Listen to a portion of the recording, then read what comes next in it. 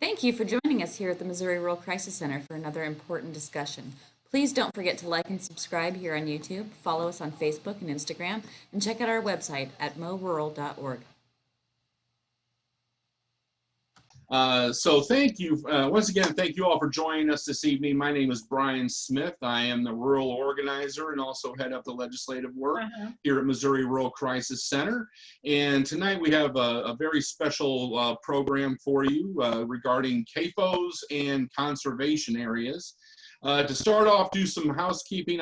First of all, I want to call out my colleagues, Dina and Jamie. They are working behind the scenes to handle all the technical stuff, to make sure that everything goes smoothly, and remind me of what I forget and all of that good stuff. Now, if you're new to Zoom, if you'll look at, if you're on the phone, you may have to touch your screen. At the bottom of the screen, you'll see a number of options: mute, start or stop video. It'll also have things like the chat. And so the chat is going to be important tonight because that's where you will go to ask questions. We're going to hear from two speakers tonight. And so any questions you have, comments, please put them there and we will get to them later in the program. However, if you have some clarifying questions for Steve or Doug as they're presenting, please go ahead and put those in there. And before we move on, we'll address those clarifying questions. And also, looking at your screen, you're going to see some of our faces up top and kind of a smattering of faces. You can kind of drag and move things around, like so if you want all the speakers next to each other, if they're not showing up that way naturally, you can do that. And so getting to tonight's program, we're going to be hearing, this conversation is about CAFOs and the conservation areas, because in Livingston County, there's a CAFO attempting to set up there 1.8 miles away from the Poosey Conservation area, which is one of the most beautiful areas of our state, and that's saying something. We have a state packed with a lot of great nature areas.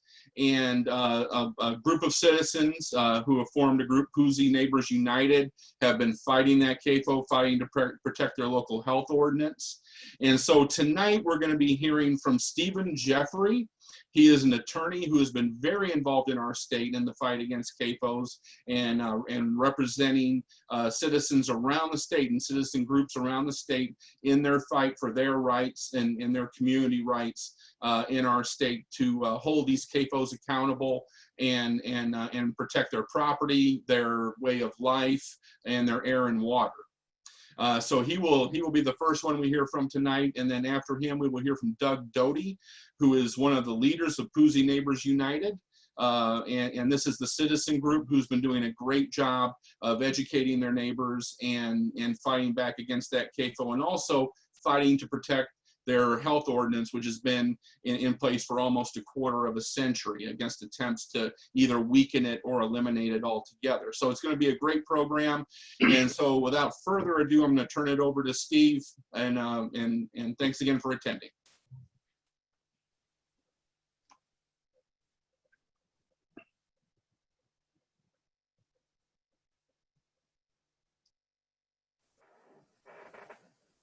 First of all, thanks Brian and the folks at MRCC for hosting this Zoom conference. It's the first Zoom conference like this I've ever participated in, so I look forward to seeing how things go. As a background matter, this past February, I was asked by a high school buddy of mine, I think he's on the board of the Conservation Federation of Missouri. He said, "Hey Steve, we're having our annual convention coming up, and would it be possible for you to give a short presentation on what you think are some topical environmental concerns and threats to public lands and conservation areas affecting people in Missouri?" And I said, yeah, I can probably put something together. So I did, and made a presentation in Jeff City at their annual convention. So I thought I had shared this with Brian and Rhonda and the folks at MRCC, so they invited me just to go through the same presentation for everyone who's on the Zoom call. So that's what we're going to do. The title is Threats to Public and Private Lands.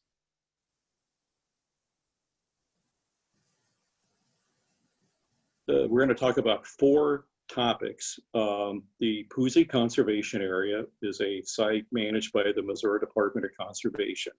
As Brian indicated, there is a proposed swine CAFO called the United Hog Z8 Swine CAFO to be located in Livingston County, relatively in close proximity to the conservation area. We're going to talk about potential adverse groundwater impacts from this CAFO, as well as potential adverse air impacts caused by the CAFO. So those are the 4 topics we're going to discuss tonight. The Poosey Conservation Area, if you look at the map of Missouri, is approximately in Livingston County, up in where the Black Diamond is located. Poosey is in northwest Livingston County, 6 miles southeast of Jamesport, 9 miles northeast of Lock Springs, 12 miles southwest of Trenton, and approximately 13 miles northwest of beautiful downtown Chillicothe. The Conservation Department purchased this property originally in 1979. It was an initial 800+ acre acquisition, but since then they have increased the area size to almost 6,000 acres. The area contains unique fern-draped stone walls, heavily timbered hills of oak and hickory, rolling grass expanses, and a variety of wildlife. And it provides brilliant and showy fall colors. And we'll have some photos here in a minute to illustrate this. In addition, there are 4 lakes at the conservation area, including a 192-acre fishing lake called Indian Creek Lake, which has a dock, parking lot, fish cleaning station, and restrooms, all of which are available to the disabled. There's pervasive wildlife habitat in the area. It includes forest, woodland, restored native grasslands, old fields, as well as crop fields. It includes a primitive campgrounds, a shooting range, and several miles of equestrian trails are also available for public use. When I was preparing this, I was surprised to learn that it's a very popular birding area, and because there are several uncommon birds for this part of Missouri, which can be found in this area, including the red-shouldered hawk, long-eared owl, Chuckwill's widow, white-eyed vireo, blue-winged warbler, and several other birds. And this is quoted from an excerpt from the GreatMissouriBirdingTrail.com. The link is given there if anyone wants to get additional information about the birding opportunities available. What you're seeing now on your screen is a site map available on the Department of Conservation's website. This shows the perimeter of the Poosey Conservation Area. You can see the several lakes which are within the boundaries, has the trails indicated, and the different land, different public use areas. Here's some photos taken. These are all available. I pulled these off the internet. There was no copyright or anything to it, but these are just photographs showing the different lakes at the conservation area. Another photo of a different lake, one of the equestrian trails on the right, the fall colors, some of the birds, the equestrian trails. And every fall, the Department of Conservation hosts a fall driving tour to allow park visitors to drive through the park in Jeeps and pickups, whatever, just to observe all the fall colors. Includes horse-driven buggies and pedal bicycles. Apparently, I've never participated in this event myself, but this annual driving tour appears to be a lot of fun.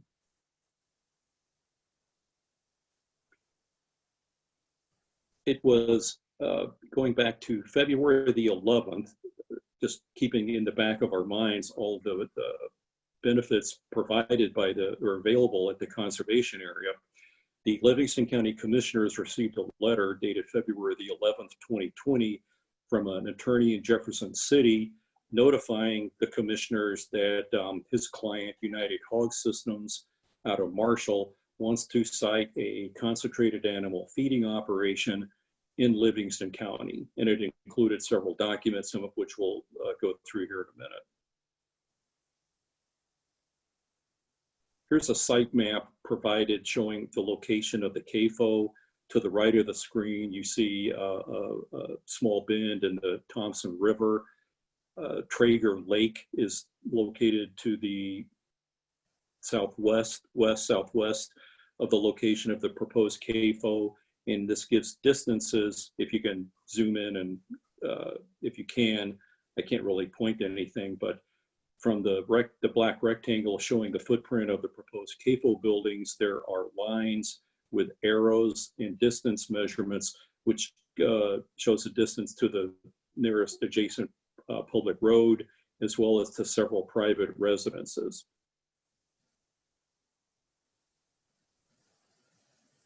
This is a copy of the permit application that was submitted by United Hog for the Z8 sow farm, and this was submitted to the Missouri Department of Natural Resources, which received it on January the 21st. And it indicates, if we could go back to that one just for a moment, to the preceding slide, please. If you look in block number that's labeled Part 3, design capacity for manure storage and animals of each CAFO feature. If you look at the permitted feature column where it says 001 and read over that row to the right where it says total storage capacity in gallons, that means their wet manure handling system has a design capacity of almost 4.5 million gallons of liquid hog waste. We can go ahead now.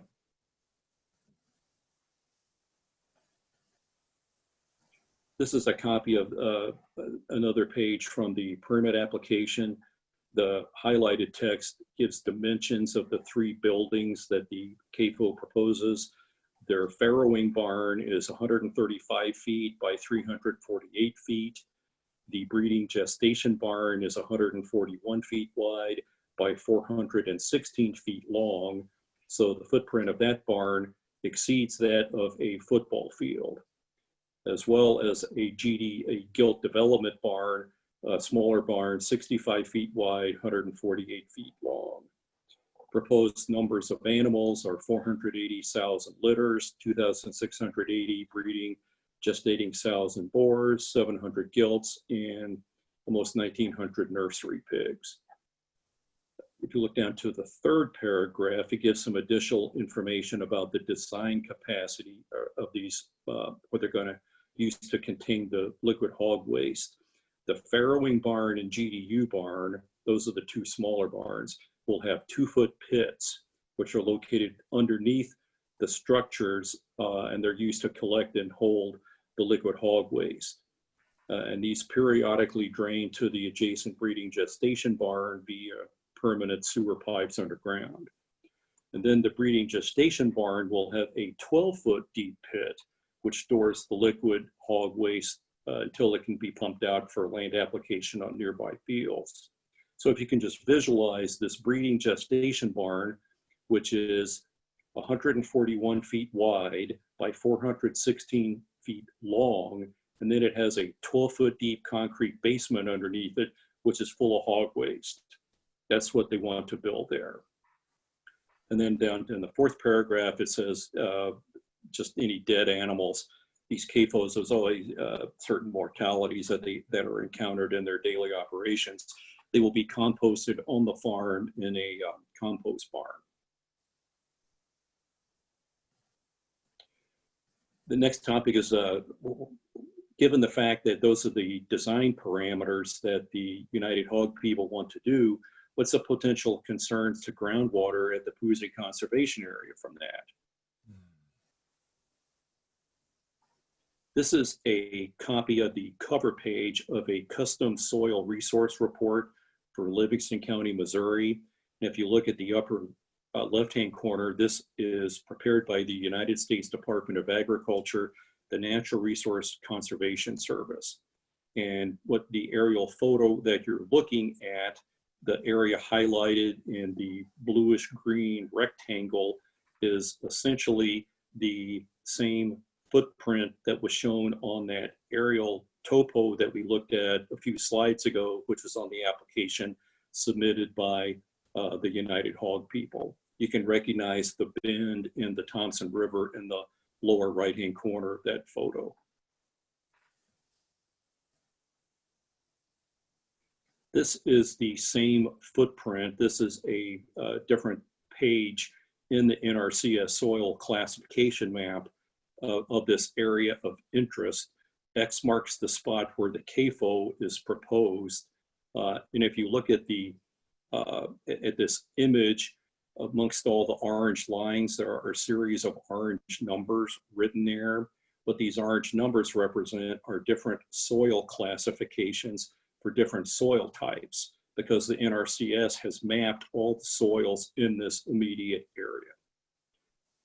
Next slide. The NRCS report also has a table in it that, with respect to the, I think there's like 10 different soil types that were depicted in the slide that we just looked at. The predominant soil type is called lock spring soil. 45.7% of the soil in that area of interest that we just looked at are lock spring soils. The right-hand column, depth to the water table, this is information, again, contained in the NRCS report, which indicates for the different soil types which were shown on that area of interest, what the approximate depth is to the water table. For example, sample soils have a depth to water table in that area of interest between 0 to 18 inches below ground surface. Lock spring soils, as depicted on the different areas shown in that area of interest, the depth to water table there ranges between 18 inches to 30 inches below ground surface. So let's just recall the lock spring soil has a relatively shallow groundwater table of 18 to 30 inches. Next slide, please. This is also another page from the NRCS report for the same area of interest.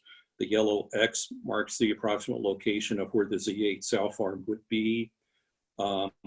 It's kind of hard to read because I think the photos cut off some of the bottom of this slide, but what this image represents is, according to the NRCS, the suitability of the soils shown in this area of interest for building site development criteria. And if you look on the map legend on the right-hand side of the screen, down where it says soil rating polygons, those were the series of squiggly orange lines that we looked at a couple of minutes ago for the that show the different boundaries for the different soil types in this area. And if you notice, the area shown, the entire area of interest is red. And if you look under the soil rating polygons, red means very limited. So according to the USDA NRCS, the area where they want to put the CAFO is rated very limited for any type of building site development. Next slide. This is a similar image from another section in the NRCS report. This shows the suitability of the soils within this area of interest for shallow excavations. For example, if someone wanted to build a home and put a basement in it, or they wanted to put some type of small structure up and have an underground room in it. And in this case, a CAFO wants to build a 12-foot deep pit over the size of a football field here. The NRCS rates the soils in the immediate area where the CAFO would be, again, as very limited for any type of shallow excavation. Next slide, please. This is a copy of the text from the NRCS report where they define what those different classifications mean, what the red color means, where the black arrow, if you look in that line, quote, very limited, unquote, indicates that the soil has one or more features that are unfavorable for the specified use. The limitations generally cannot be overcome without major soil reclamation, special design, or expensive installation procedures. Poor performance and high maintenance can be expected. That's what the red area indicates on those two preceding slides. Next slide, please. So we talked about groundwater concerns. Let's talk about air quality concerns. This is a copy of a study that was done in 2000, or was published in 2019 by the Environment International. And again, these are all publicly available online. And this study is captioned residential proximity to concentrated animal feeding operations and allergic and respiratory disease. And under the abstract, the background, we can all take a few moments and read this. Air emissions from concentrated animal feeding operations, CAFOs, have been associated with respiratory and allergic symptoms among farm workers, primarily on swine farms. Despite the increasing prevalence of CAFOs, few studies have assessed respiratory health implications among residents living near CAFOs, and few have looked at the health impacts of dairy CAFOs. So that was really what the purpose of this study is, because if you recall, the site map submitted by the permit applicant did indicate there are occupied residences located in relatively close proximity to this proposed CAFO. And the conclusions of this study, quote, results suggest CAFOs may be an important source of adverse air quality associated with reduced respiratory and allergic health among rural residents living in close proximity to a CAFO, unquote. Next slide. What this is a chart out of a study that's development of the offset model for determination of odor annoyance-free setback distances from animal production sites. This looks pretty complicated, but what this measures is as well, it tries to determine graphically how close you can be or how far away you have to be from a CAFO before the odors from that CAFO are annoying to you. That's what this chart represents. And if we go to the next slide, please, I'll show you how all this comes together. This is a combination of maps. On the left-hand side is the Poosey Conservation Area site map from the Department of Conservation, overlaying on a topo map of the area. If you look on the right-hand margin, you can see the little piece of blue. That's the western portion of that bend in the Thompson River that we were talking about. County Road 531, 506, 508, they're all shown here. Highway W, and the CAFO is indicated by the skull and crossbones painted red there. And what the green lines represent are distances in kilometers from the CAFO as you move towards the Poosey Conservation Area. So it's evident that, you know, a portion of the conservation area, one of their primary lakes, several of the equestrian trails are located within 5 kilometers of the location of the proposed Z8 sow farm. And, you know, within 6 or 7 kilometers, you've encompassed almost the entire conservation area. And if you go back and look at that chart, which is on the preceding slide, it indicates that, well, if you're within this 5 kilometer zone, you're going to be smelling the smell. So we can go on to the next couple slides.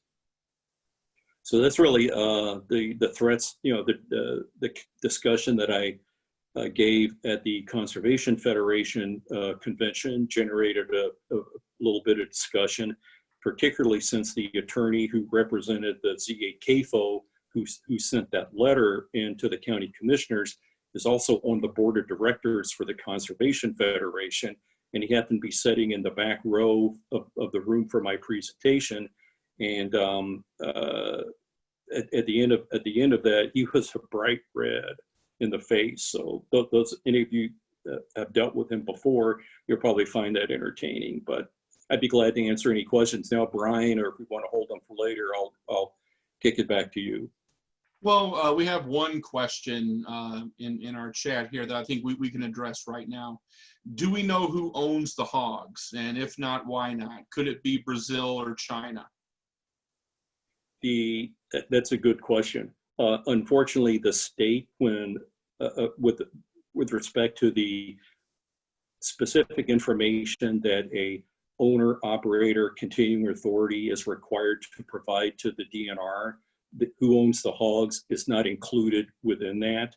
So in the county's health ordinance doesn't ask for that information either. So given the current political climate in Jeff City, it's something the DNR really isn't interested in knowing. I think possibly if the Livingston County Commissioners made an inquiry, maybe they could get more traction to getting an answer to that. But right now, I don't have any information as to who owns the hogs. Okay, and then one quick one here, and then we're going to go to Doug. Steve, would you be comfortable sharing these slides after the webinar? Sure. If anyone wants to use a presentation, there's my contact information. Just give me a call or shoot me an email. Okay, we have one more question. We have one from Nick. Nick, we're going to hold that until we get into the discussion part. Thank you. And so right now we're going to go to our next speaker. And thank you very much, Steve. That was an excellent presentation. And we're going to hear from Doug Doty from Poosey Neighbors United. And Doug, I'm going to turn it over to you. Okay, thanks, Brian. Barb and I farm right to the west of Poosey Conservation area, right about a mile west of Indian Creek Lake. And my ancestors settled in the Poosey area back in the 1830s, so I'm very familiar with Poosey. Just some famous names from the back in the early 1800s. Daniel Boone visited the Poosey area in 1800. Joseph Rubidoux was there in the 1820s, right before he established St. Joseph. And Jesse and Frank, they're kind of a legend in the area, hiding in the deep timber of the Poosey area.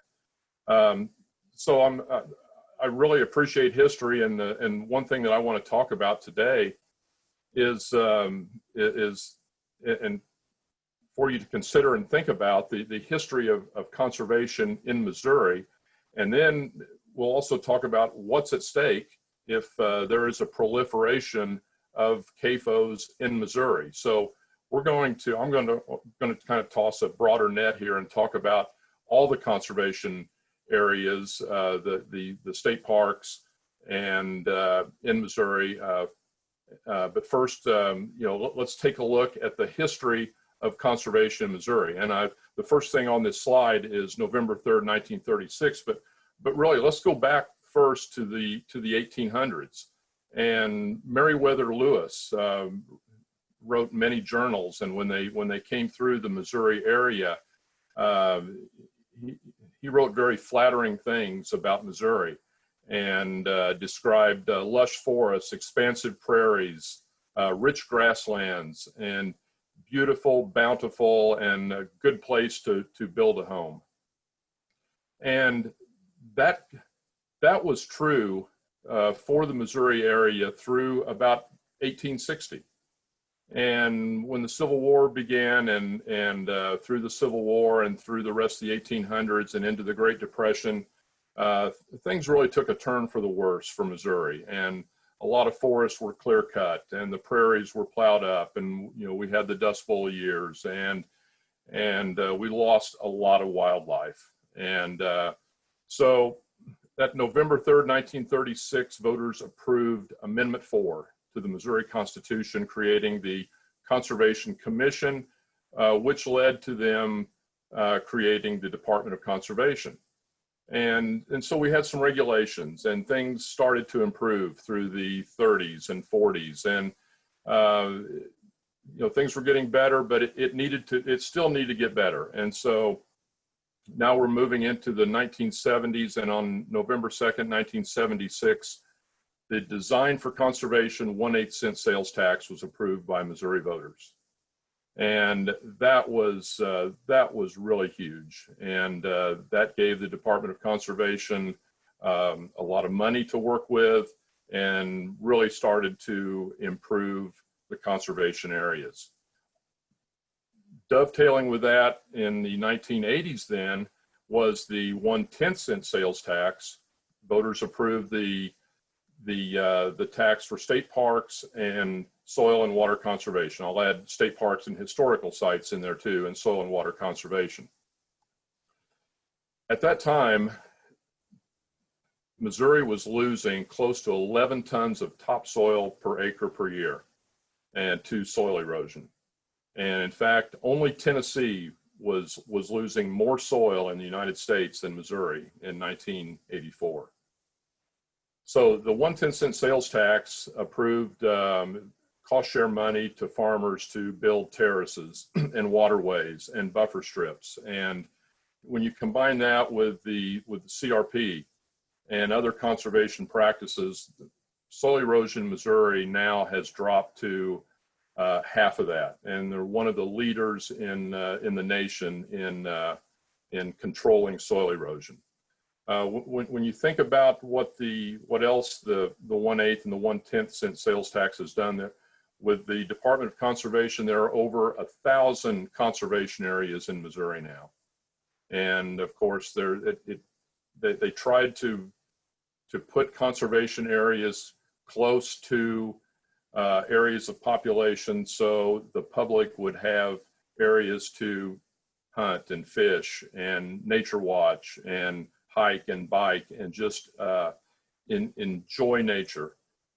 Conservation areas in our state parks, I believe there's close to 90 state parks now, thanks in part to that 1/10 sales tax. So the conservation areas, the state parks, they connect people to the outdoors. And I'm outside every day of my life, and so it's a little underappreciated. But when you think about the number of people in urban areas and in the small towns that don't get a chance to enjoy nature, and Missouri now provides everyone an opportunity to get outdoors and connect to the outdoors. It's a really big deal, and I think Missourians appreciate that.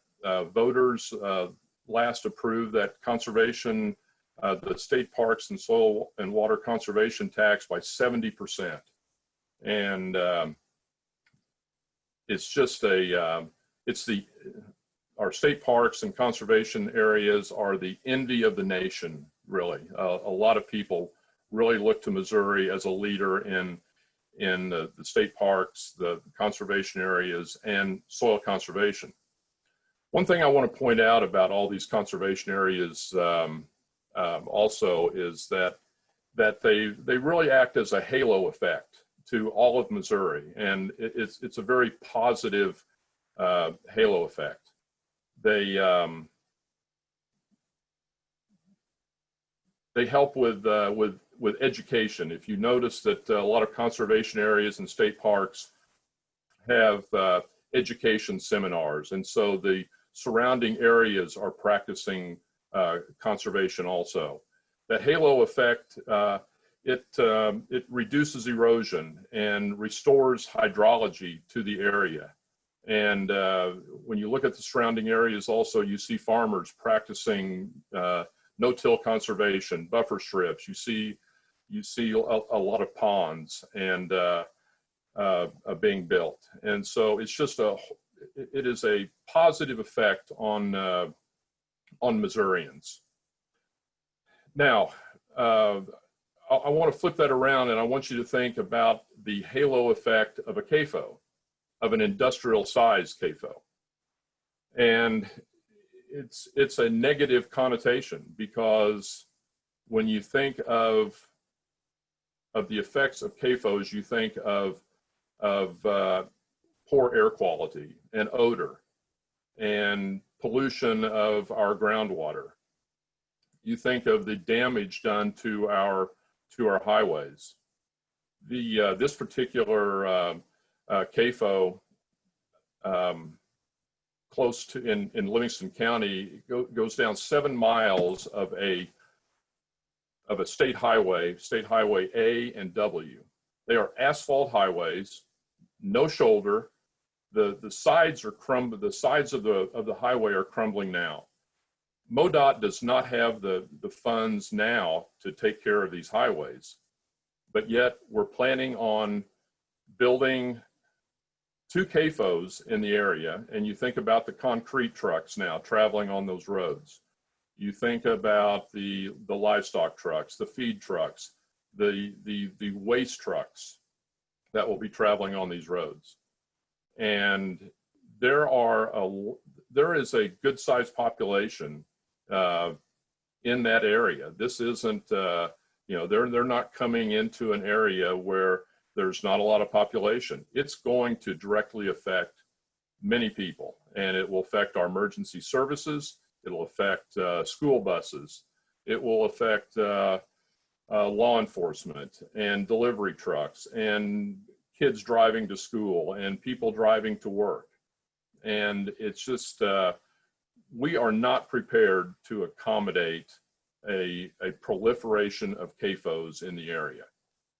And the slide that's up there, that's been up there for a little bit, is let's take a look at to the north, to our neighbor to the north, and what has happened when you see a proliferation of CAFOs.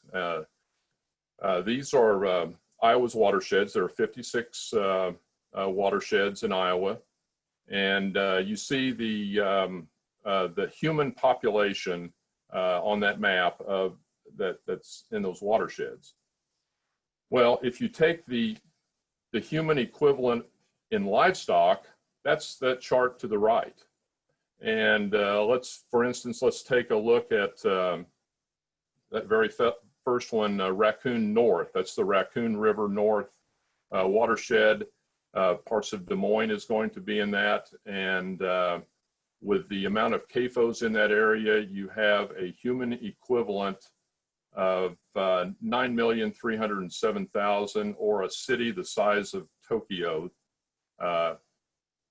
And they're dealing with that kind of waste in that watershed.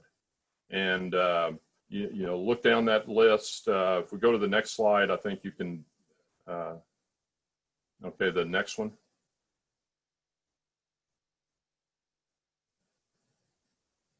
Okay, here are some of the cities, human equivalent in waste. And you know, here is Philadelphia and Los Angeles.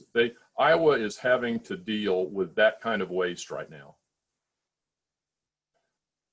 I believe that they would be in waste, they would be like the 10th largest country in the world dealing in human equivalent in livestock waste. 2003, since 2003, nitrates in streams and wells and rivers in Iowa have increased 100%. 33% of the problem in the Gulf of Mexico, in the dead zone, 33% of the nitrogen comes from Iowa. Now, is it all a hog manure problem? No, it is not. The problem is that commercial fertilizer use is not decreasing in Iowa. So instead of just using a little bit of commercial fertilizer with the hog manure, commercial fertilizer use is not dropping. And so we're getting a lot of farmers using 300 pounds of nitrogen, and this is all documented. And that is the problem with the nitrates in Iowa, which leads to why our health ordinance is important, because we have nutrient management plans in our health ordinances. And the local citizens and local commissioners, we can mandate that only a certain amount of commercial fertilizer is used, and farmers need to prove that. So this last the slide is Missouri watersheds, and it shows the 66 Missouri watersheds. And I just want you to, as I close here, I want you to think about taking that map of Iowa and showing the Tokyo and the Philadelphia and the Los Angeles, and what would happen if we have a proliferation of CAFOs like Iowa has had. And what would that do to our conservation areas? What would it do to our state parks? And what will it do for our clean water? The 1/8, the 1/10 cent sales tax, one of the most important things of those two is clean water. And I want you to think about the damage that proliferation of CAFOs would do to Missouri. Brian, I'll send it back to you. Okay, thank you very much, Doug. And so once again, you can use the chat button down at the bottom to ask some questions. And so I'm going to go back to one question we had from earlier from Nick. Let me find it here. Okay, and this was probably going to go towards Steve. For local landowners, what remedies do they have in Missouri tort law to pressure the CAFO and its owners? Is it possible multiple landowners can use such tort remedies to pressure them? Thanks, Nick, for the question. Before I answer that, there's one additional point I want to make in my presentation, something to kind of wrap everything up. If you recall, based on all the aerial photos that we were looking at, the location of the CAFO is in Lock Springs soils. And according to the NRCS soils report, Lock Springs soils have a groundwater table between 18 to 30 inches below ground surface. And we also know from the project narrative provided by the Z8 hog farm people that they want a 12-foot deep pit underneath the largest barn, which is, exceeds the size of a football field. The reason that's important is because DNR has a regulation on the books that says the floor of any type of manure containment structure has to be located 2 feet above the water table. So the question then becomes, if the water table is 30 inches from the ground surface, but the CAFO is going to have a 12-foot deep manure storage pit, how can the floor of that 12-foot deep storage pit be 2 feet above the water table? The answer is it can't, but DNR issued a permit anyway. So that's one of our primary issues on appeal. Thank you, Steve. And one thing, that struck me in watching these presentations that I wanted to point out is that these CAFOs, a lot of times, maybe not necessarily this one, are out of state or foreign owned and have no stake in our communities. And really, they don't care. They don't care if they're moving close to a residential area, and they don't care if they're moving next to a conservation area either. Wherever they can set up to try and make a profit is what they're going to try to do. And for those who haven't been familiar with a lot of the things we've been finding here at MRCC, DNR really cannot help us, and they really and they don't have the political will either. Our DNR regulations are woefully weak, and they've been changed. They've been changed by corporate lobbyists over the years, chipped away at them, and most recently they've tried to take away local control with Senate Bill 391 last year, and that kind of segues into one of the questions that we received prior to the program tonight, and this will also go to Steve. Steve, could you give us an update on the Senate Bill 391 lawsuit? Sure, I'd be glad to do that. But before that, let me answer Nick's question. If I recall, the question was to the effect that, well, what type of remedies do affected landowners have under Missouri tort law against a potential nuisance created by a CAFO?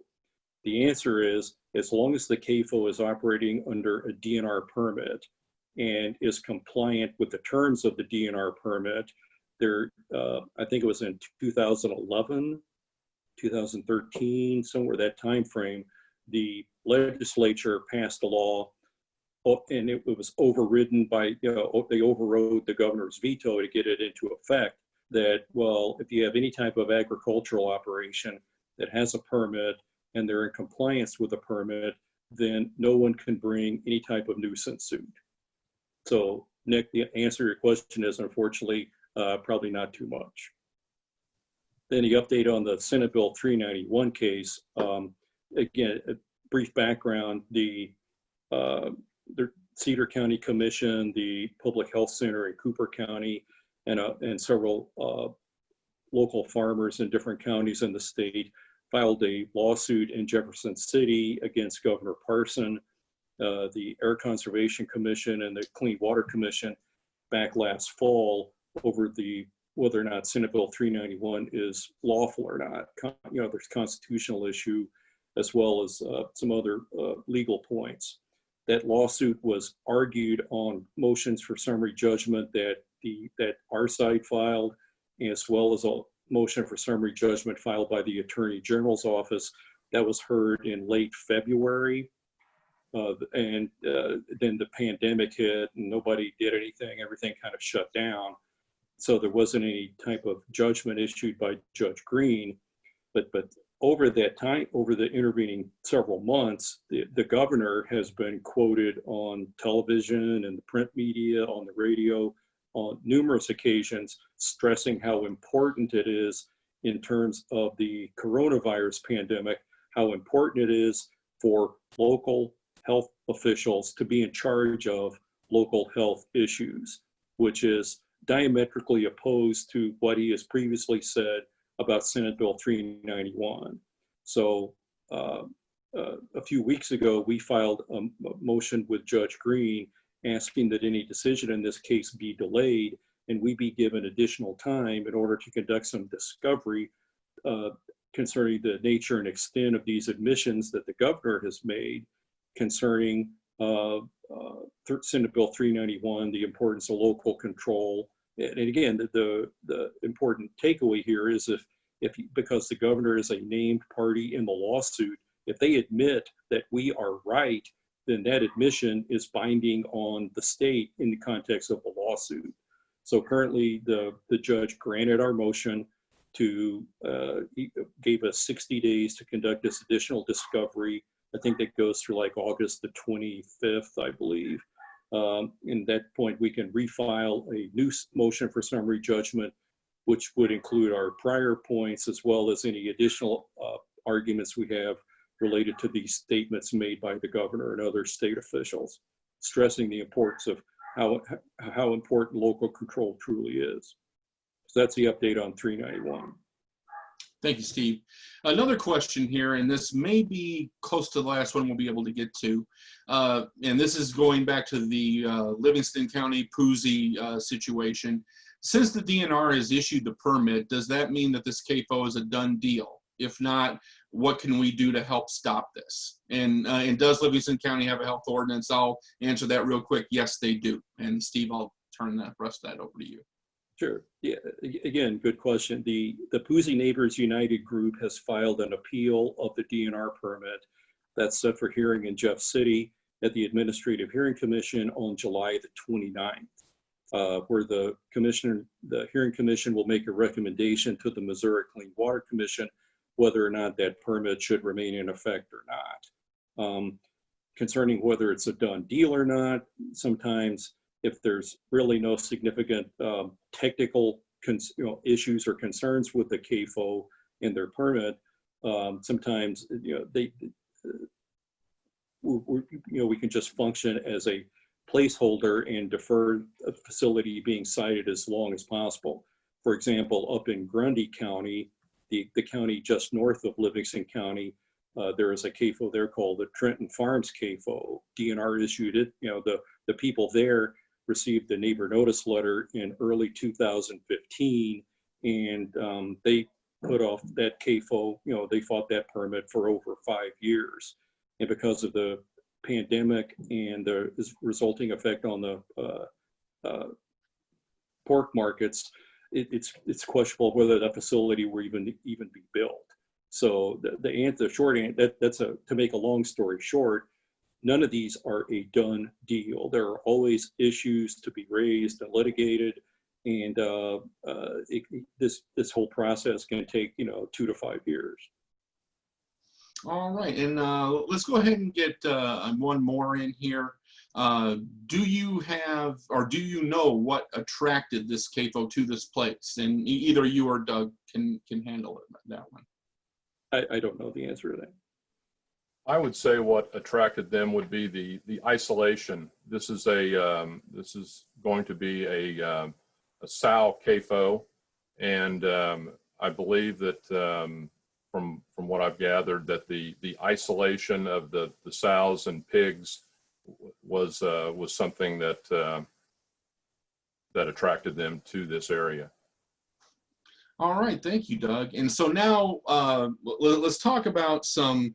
And so, you know, in terms of, and Doug, one, you know, last follow-up before we get into next steps, in terms of your county commission and, you know, and how they've acted in this situation, what is your assessment of them, of their performance in dealing with this CAFO situation? Well, I think they're doing a fairly good job. I think they made a mistake when they hired the engineer to oversee the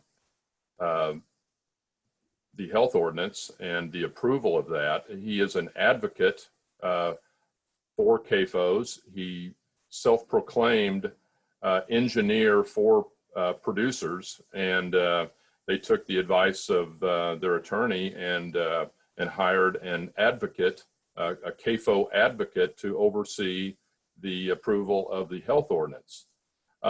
They're also in a tough situation. They're looking at, I mean, they're getting legal counsel that you know, what they're doing to, you know, to keep the health ordinance, it could be against the law, and at some point, and so they're kind of tippy-toeing through this thing. They certainly don't want the county sued. They don't want to be personally sued themselves. And if 391 does indeed become law, then I don't know that there's a lot they can do. However, Steve proposed some air quality proposals to add to the health ordinance that DNR does not regulate. And so we still have those that we could pursue, and we would like to pursue those. And you know, hopefully sometime we will. Steve, you can add to that.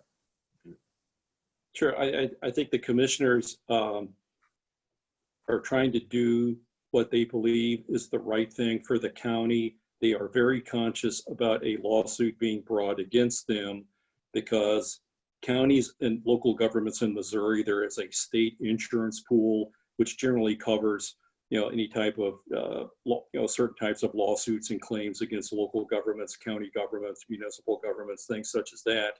However, those policies have exclusions for zoning related matters or land use related matters, such as what we're talking about here. So if the county commissioners get sued, the county is going to be on the hook for their own defense. And even if they're proven to be successful and they win a lawsuit brought against them, there's no provision to shift the cost of paying for their lawsuit, their legal defense, to the CAFO people or whoever would be suing them. So the county's going to be on the hook if they get sued. All right, thank you very much. And some more questions have come. I apologize. We will attempt to get those answered for you after this, and you know, in the next couple of days. So now we're going to get in. I want to thank Steve and Doug, you know, for sharing their expertise and their views with us tonight. And in terms of next steps, you know, I see a lot of a sentiment here in the chat about people wanting to join in, you know, to fight back against this. And yes, there are things you can do. You know, for years, Missouri Rural Crisis Center has led the fight both in the state capitol and outside in local communities against, you know, to protect local control, to fight foreign corporate ownership of our farmland.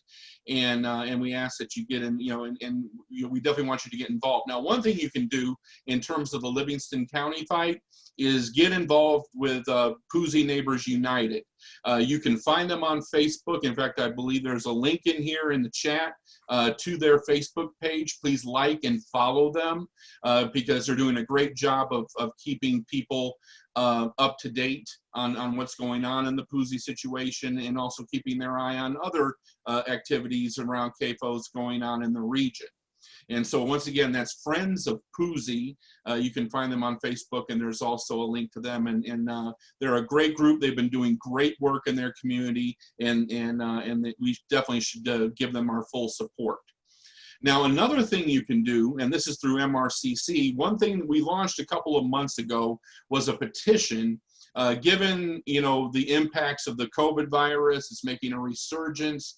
DNR has relaxed rules regarding existing CAFOs, which is very disturbing. And meanwhile, they are still approving CAFOs very quickly, on an average of a 2-month turnaround, you know, if there isn't a lot of pushback in terms of receiving an application, processing it, and approving it.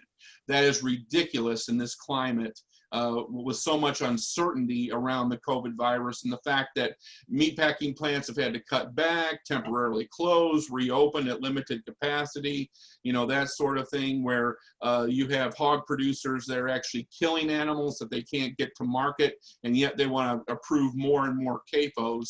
And so we have a CAFO moratorium petition. We have a link to that as well in our chat. And so please click and sign that. Also, you can save the link, share that to your email lists, and get people to get that signed. And also, please get involved with Missouri Rural Crisis Center. There are a number of ways that that you can do that. You can go to our website at morural.org. And you can sign up either to get involved. We strongly recommend that. When you sign up to get involved, you'll get our emails, stay up to date with what's going on across the state on CAFOs, what's going on in the legislature, and what we intend to do about it. You can also follow us on Facebook at Missouri Rural Crisis Center. We try to keep a lot of information and also opportunities to get involved going on there on Facebook. We're also on Instagram now. We have a YouTube channel. And so on social media, we're definitely stretching our reach on that. And so you can find us in all of those areas. And so I want to thank everybody for coming out tonight. And so once again, for those of you who submitted questions, that I see Tim is in there answering some of them, and any that don't get answered here during our program tonight, we will follow back up with you with answers in the next couple of days. And so thank you for your time this evening. I want to once again thank Steve Jeffrey and Doug Doty for joining us tonight. And any quick parting words from the both of you? Vote blue. Okay. Doug? I can't. I'm 501c3.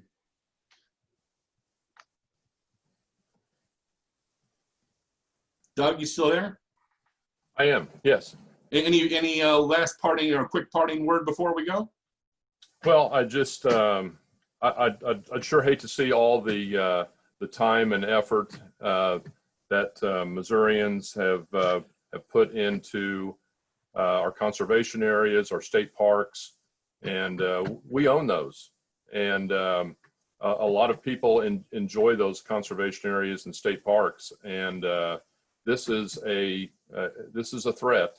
And I'd hate to see us go backwards in our history. We've come a long way since 1936, and that's 84 years of a lot of time, money, and effort that's put into Missouri conservation.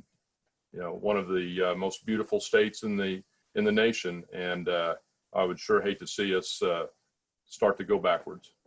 All right. So thank you, gentlemen. Thanks to all of you for joining us tonight. Thanks to Dina and Jamie for making this run as smoothly as it did. Great job. And have a good evening, folks. Thank you once again.